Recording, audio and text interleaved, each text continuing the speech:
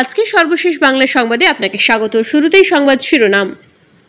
পাচারকৃত অর্থ সম্পদ ফেরতে যুক্তরাষ্ট্রকে যৌথ চিঠি। শেখ হাসিনার পতন নিয়ে আবারও প্রতিক্রিয়া জানালো যুক্তরাষ্ট্র। প্রতিটি প্রতিষ্ঠান ধ্বংস করে গেছেন শেখ হাসিনা, ডক্টর ইউনূস। বিস্তারিত প্রতিবেদনে যাওয়ার আগে অনুরোধ করব চ্যানেলটি সাবস্ক্রাইব করুন এবং আপনি কোন জেলা থেকে আমাদের এই ভিডিওটি দেখছেন তা কমেন্ট করে জানিয়ে দিতে ভুলবেন না। আগে দেখে নেই কারা বিপ্লবী। এইটাও টেস্ট করার একটা রাস্তা আছে। এটা হইতেছে এই বিপ্লব যদি ফেল করতো তাইলে কাদের কাদের কল্লা ফেলাই দিত হাসিনা, তারাই বিপ্লবী। তাইলে এই সরকারে কাদের কল্লা ফেলাই দিত হাসিনা? আসিফ আর নাহিদ অবশ্যই এই দুইজন। প্রফেসর ইউনূসের বিশেষ সহকারী মাহফুজ অবশ্যই তার কল্লা ফেলাই দিত।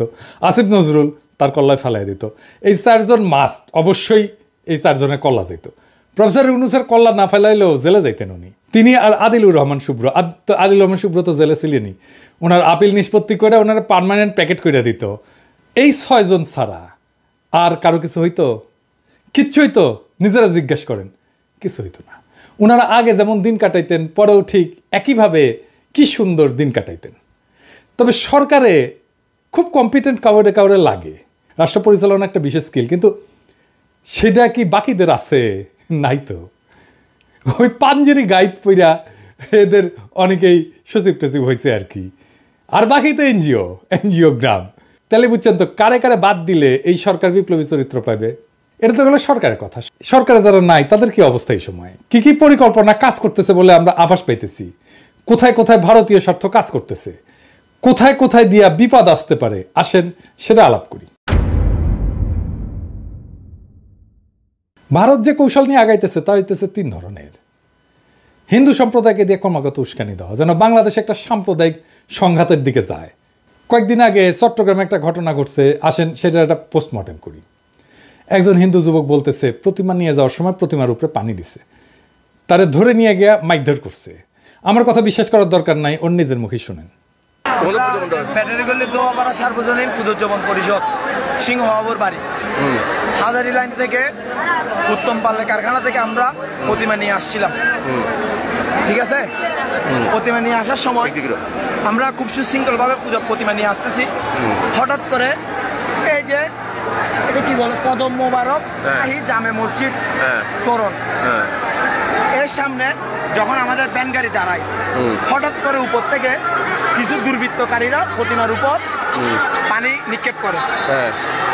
প্রতিবাদ করতে যখন আমরা কিছু ছেলে উপরে উঠি, তখন ওরা আমাদের তিনজনকে আটকে রাখে। দুর্ভাগ্যবশত আমি চলে আসছি, আমার হাতে আঘাত। ওরা মারছে কি দিয়ে? ইট পাটকেল ছুটছে। এরপরে দুইজন ছিল ব্যাট স্টাম্প। ঠিক আছে, এটা কি দিয়ে মারছে? এটা ইট মারছি, ইটও মারছে, ইভেন প্লাস্টিক ঘষা ঘষি লাঠি ঘুষি এরকম মারতেছে, ইভেন অনেক কিছু করতেছে। তাহলে বুঝলেন তো প্রচুর অত্যাচার করা হয়েছে। সে মাত্রই বাইসে ফিরে আসিছে, তাই না? আচ্ছা, এইবার ঠিক এর পরের অংশটুকু দেখেন। ওই একই ছেলে, দেখেন।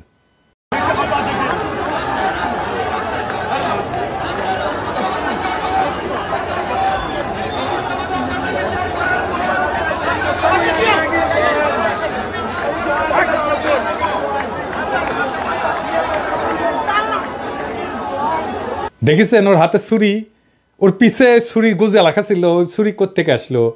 ও ধরে নিয়ে গেছে কেউ, আর তারে সার্চ করে নাই। ছুরি পিছে নিয়ে এসে ধরা পড়িছে, আর সেই ছুরি সব চাইরে দিছে। এটা বিশ্বাস করতে হবে। আরও তথ্য দিই, এই যে কদম মোবারক মসজিদ কমিটির প্রধান আওয়ামী লীগের নেতা আজম নাসির, এখানে এতিমখানা একটা নাম মাত্র, আর এটা চালায় ছাত্রলীগ। দেখেন যে লাইভ করতেছিল আর ছুরি দেখাইতেছিল, সে আজম নাসিরের সাথে মিছিল করতেছে। বুঝছেন কারা করতেছে এই কাজ? 2 নম্বর কৌশল, শিল্প এলাকায় আর গার্মেন্টসে অস্থিরতা করে দেশের অর্থনীতির হোগা মারার চেষ্টা করতেছে আওয়ামী লীগ। ওদের হাতে আছে টাকা, ওদের হাতে আছে অস্ত্র, সব কিছু কাজে লাগাইতেছে প্রফেসর ইউনূসের সরকারকে বেকায়দায় ফেলানোর জন্য। কেন আর কারা করতেছে? আসেন একটা বিপ্লবী বক্তব্য শুনি। আন্দোলনের মূল বিষয় হচ্ছে আপনাদের মালিকের আপনাদের টাকা দিচ্ছে না। প্রিয় ভাইয়ের আমার, বোনের আমার, আমি আপনাদের ভাই হিসেবে, একজন সাধারণ মানুষ হিসেবে আপনাদের একটা বুদ্ধি দিতে এসেছি যে মালিকেরা আপনাদের পরিশ্রমের টাকা দিচ্ছে না। আপনারা সেই মালিকদের, আপনারা যে মেশিন দিয়ে পোশাক সেলাই করেন, সেই পোশাকের মেশিন ছিনিয়ে নেন এবং রক্ত ঘাম দিয়ে যে পোশাক বানান নিজেরা বিক্রি করুন, আপনারা নিজেরা বিক্রি করুন। এইভাবে রাস্তা আটকিয়ে আপনাদের লাভ হবে না। আপনারা গার্মেন্টসে যান, আপনারা এই দেশের সম্পদ। আমি একজন সাধারণ মানুষ হিসেবে বললাম, আপনারা ভেবে দেখবেন। ধন্যবাদ। শুনেছেন, এই বিপ্লবী বক্তার নাম ইশতিয়াক আহমেদ হৃদয়। এখন সে সাধারণ মানুষের পরিচয় দিচ্ছে না, সে আসলে নর্দার্ন ইউনিভার্সিটির ছাত্রলীগ নেতা। দেখেছেন সে কিভাবে গার্মেন্টস শ্রমিকদের লুটপাট করতে উস্কানি দিতেছে। আওয়ামী লীগ গার্মেন্টস সেক্টর অস্থির করতে নামিছে। তো গার্মেন্টসের ভাই বোনেরা, আপনারা তো জানেন যে হাসিনাই আপনাদের ন্যূনতম মজুরি নিশ্চিত করে নাই, আপনাদের উপর পুলিশ লেলায় দিছে, আপনাদের নেতাদের গুম করছে, খুন করছে। এখন নর্দার্ন ইউনিভার্সিটি থেকে আইসা আপনাদের উস্কানি দিচ্ছে আর আপনারা হাততালি দিতেছেন। কে আপনাদের সামনে এসে বক্তৃতা দিতেছে তারে না চিনলে হবে? পুলিশ আর আর্মিরা বলতেছি এই ইশতিয়াকরে প্যাকেট করতে হবে এখনই। একটারে প্যাকেট করবেন তো 1000 ঠান্ডা হয়ে যাবে, রুলারের মতো সোজা হয়ে যাবে। আর কি হইতেছে? 3 নাম্বার, বিএনপির নিয়ে ব্যাপক নেগেটিভ ক্যাম্পেইন হইতেছে। নানাভাবে বিএনপির নাম ভাঙায় চাঁদাবাজি দখল হইতেছে। যে দেখেন আওয়ামী লীগের লোক বিএনপি সাথে চাঁদাবাজি করতেছে। কেউ কেউ যে সত্যি সত্যি দখল করতেছে না তা না, আমি এটা একেবারে ক্লিন চিট দেবো না। বিএনপিকে করতেছে, অনেককে বিএনপি বহিষ্কার করছে। এইটা হইতেছে বিএনপি কিভাবে এই ইস্যুগুলোতে ডিল করতেছে শীর্ষ পর্যায় থেকে। কিন্তু এত ব্যাপকভাবে করা হইতেছে যে কৌশল ভালোই কাজে দিচ্ছে। বিএনপি এর মধ্যেই প্রশ্নবিদ্ধ হয়েছে, ব্যাপক সমালোচনার জন্ম দিচ্ছে এবং জনপ্রিয়তা হারাইতেছে বিএনপি। কিন্তু গতকাল ঘটছে বগুড়ার হিরো আলমের উপরে হামলা। হিরো আলম দাবি করছে তার উপরে বিএনপি হামলা করছে। হিরো আলম কি বিএনপি সবাই চেনে? আসেন ফুটেজ বিশ্লেষণ করি।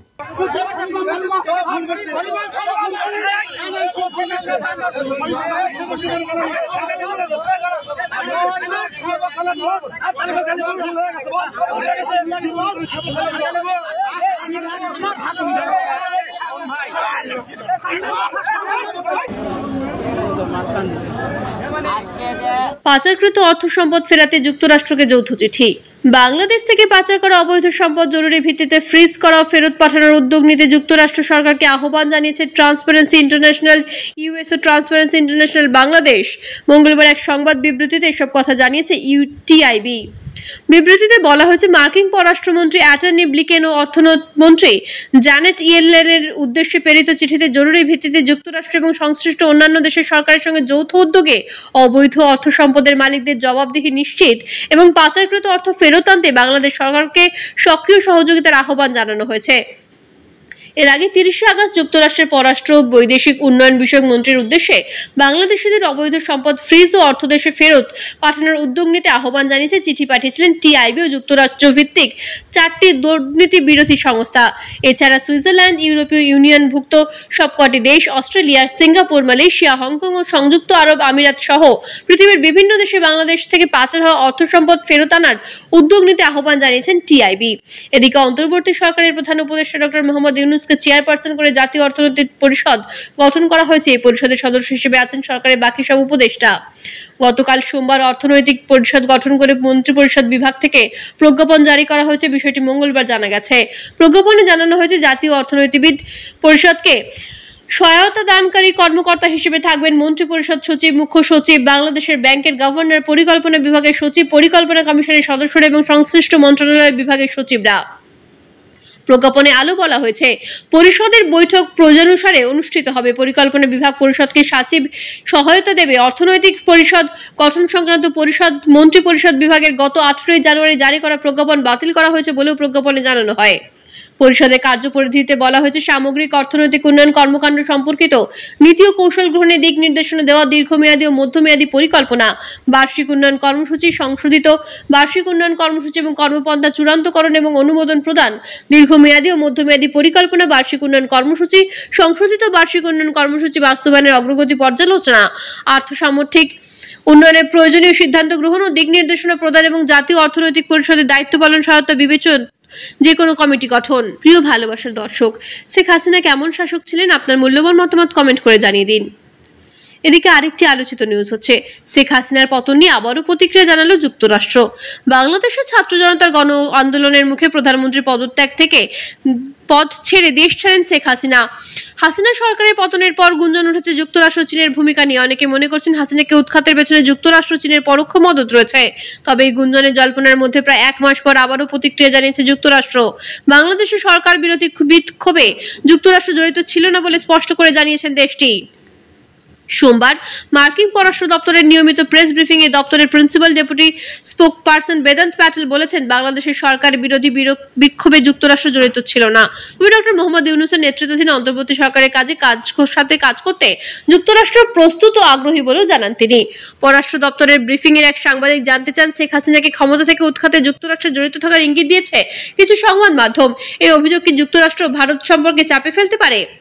জবাবে মার্কিন পররাষ্ট্র দপ্তরের প্রধান উপমুখপাত্র বেদান্ত প্যাটেল বলেন, আমি সেই রিপোর্টগুলো দেখিনি, তবে আমি দ্বিধাহীনভাবে বলতে পারি সেগুলো সত্য নয়। এই কারণেই হয়তো আমি সেসব রিপোর্ট দেখিনি।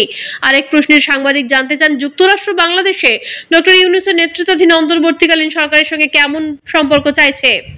বাংলাদেশের সাম্প্রতিক সময়ে হওয়া ছাত্র জনতার বিক্ষোভে চীনা প্রভাবের দাবি করা হয়েছে। যুক্তরাষ্ট্র এই পরিস্থিতিকে কিভাবে মূল্যায়ন করে এবং এই অঞ্চলে কি অন্য কোনো কৌশলগত উদ্বেগ আছে বলে মনে করছেন কিনা? জবাবে মার্কিন এই কর্মকর্তা বলেন, দেখুন, আমরা বাংলাদেশের পরিস্থিতি নিবিড়ভাবে পর্যালোচনা করছি। আমরা ডক্টর ইউনূসের নেতৃত্বাধীন অন্তর্বর্তী সরকারের সাথে কাজ করার জন্য প্রস্তুত এবং আগ্রহী, কারণ এই সরকার বাংলাদেশের জনগণের জন্য গণতান্ত্রিক ভবিষ্যৎ নির্ধারণ করতে চলেছে। এর বাইরে আমি আর কিছু বলতে চাই না।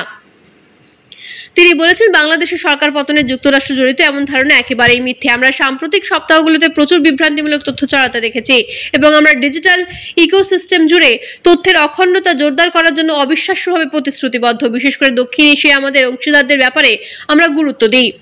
এরও আগে হোয়াইট হাউসের মুখপাত্র কারিন জো-পিয়ের এক সংবাদ সম্মেলনে বলেছিলেন, আমাদের আদৌ কোনো সম্পৃক্ততা ছিল না। যুক্তরাষ্ট্র সরকার এই ঘটনার সঙ্গে জড়িত ছিল বলে যদি কোনো প্রতিবেদনে বলা হয় বা গুজব ছড়ানো হয়, তবে তা নিছক মিথ্যা। অন্যদিকে আরেকটি গুরুত্বপূর্ণ নিউজ হচ্ছে, প্রতিটি প্রতিষ্ঠান ধ্বংস করে গেছেন শেখ হাসিনা ডক্টর ইউনূস। স্বৈরাচার শেখ হাসিনার শাসনামলে দেশের প্রতিটি প্রতিষ্ঠানকে ধ্বংস করে দেওয়া হয়েছে বলে মন্তব্য করেছেন অন্তর্বর্তী সরকারের প্রধান উপদেষ্টা ডক্টর মোহাম্মদ ইউনূস। মঙ্গলবার বাংলাদেশে নিযুক্ত নেদারল্যান্ডসের রাষ্ট্রদূত ইমরা ভ্যান ডুরেন সৌজন্য সাক্ষাৎ এলে ডক্টর ইউনূস বাংলাদেশের বিভিন্ন প্রতিষ্ঠান সংস্কারে দেশটির সহযোগিতা চেয়ে কথা বলেন। ডক্টর ইউনূস বলেন, প্রতিষ্ঠানগুলোকে ঢেলে সাজাতে হবে, সংস্কার করতে হবে। বর্তমান সরকার শিক্ষা, অর্থ, শ্রম খাত, নির্বাচন কমিশন, বিচার বিভাগ, বেসামরিক প্রশাসন এবং ব্যবসার পরিবেশে গুরুত্বপূর্ণ সংস্কার করতে প্রতিশ্রুতিবদ্ধ। এসব সংস্কারে নেদারল্যান্ড সরকারের সহযোগিতা চাই।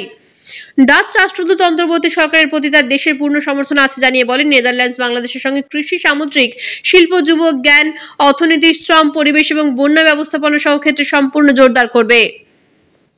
হাসিনার জ্বালানি উপদেষ্টা তৌফিক ইলাহি গ্রেপ্তার। এই সময় অন্তর্বর্তী সরকারের প্রধান উপদেষ্টা ডাচ রাষ্ট্রদূতকে ধন্যবাদ জানান। নেদারল্যান্ডসের নেতৃত্ব এবং বিশিষ্ট ব্যক্তিবর্গের সঙ্গে দীর্ঘ ব্যক্তিগত সম্পর্ক থাকার কথা উল্লেখ করেন তিনি। রোহিঙ্গা সংকট নিয়ে প্রধান উপদেষ্টা বলেন, ক্যাম্পে বেড়ে ওঠা রোহিঙ্গাদের অবশ্যই শিক্ষিত ও প্রশিক্ষিত করার উপর গুরুত্ব আরোপ করতে হবে। শিক্ষার অভাবে তাদের ভবিষ্যৎ যেন অন্ধকার না হয়ে যায়। সৌজন্য সাক্ষাৎকারে অন্যান্যের মধ্যে এসডিজি বিষয়ক সিনিয়র সচিব লামিয়া মোরসেদ, পররাষ্ট্র মন্ত্রণালয়ের মহাপরিচালক কাজী রাসেল পারভেজ এবং ডেপুটি ডাচ রাষ্ট্রদূত থিজ ওয়ারুচ উপস্থিত ছিলেন।